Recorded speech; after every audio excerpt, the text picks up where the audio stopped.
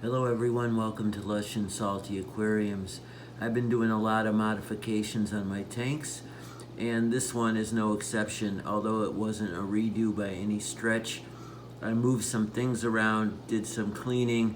I added a wonderful long rhizome of Jabba Fern in the back there. You see its leaves uniformly pointed up like soldiers.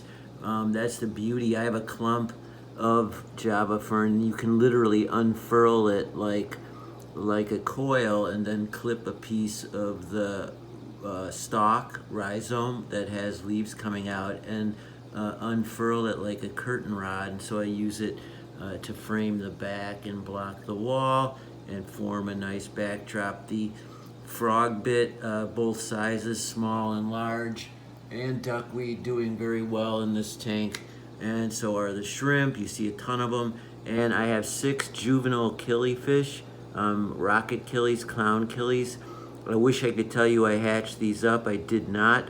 I purchased these as babies at my LFS, and they're already 20% bigger because I've been feeding live foods, Daphnia, which I did a video about, and you can check out. I'm raising them up in the spring. They're going crazy, and these little fish love them. It's the smaller Daphnia. The big ones cannot fit in their mouth, but eventually the green neons in here and maybe even the jumbo amano shrimp get to them.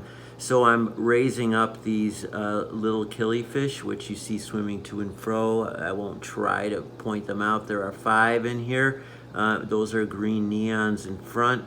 And I'm going to move at least a female, maybe 2 or 3, into the neighboring tank I want you to see, because I set this up to be a spawning tank just for rocket killies, and I have a pair in there, but the more I thought about it, the more I realized they're both males, and they are huge compared to the ones I just showed you. Now, I thought this one here, swimming front, was a female, but I think it's just a male that doesn't have quite the luxuriant tail or signature iconic rocket tail that its brethren has. See, now there's the big male, and I think that's a junior male because I have not seen these two spawn. I see them spar, that's sparring.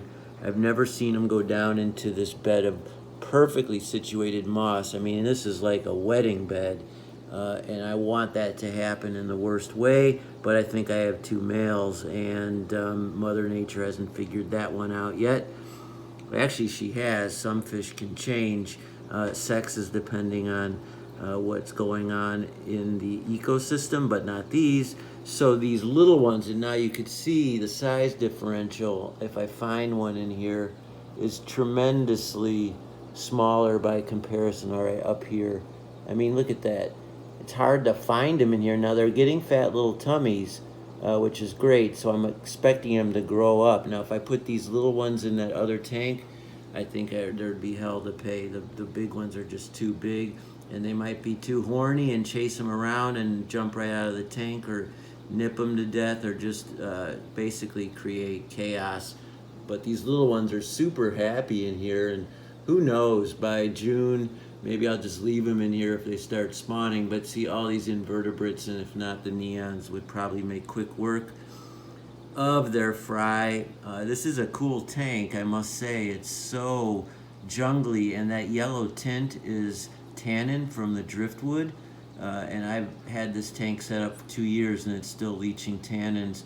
I will put floss up over the biomedia, and that helps to a degree. I have a video about a kind of floss that really helps. Right now I'm just using generic, and of course water changes, but within 2 or 3 days it's back to this tint.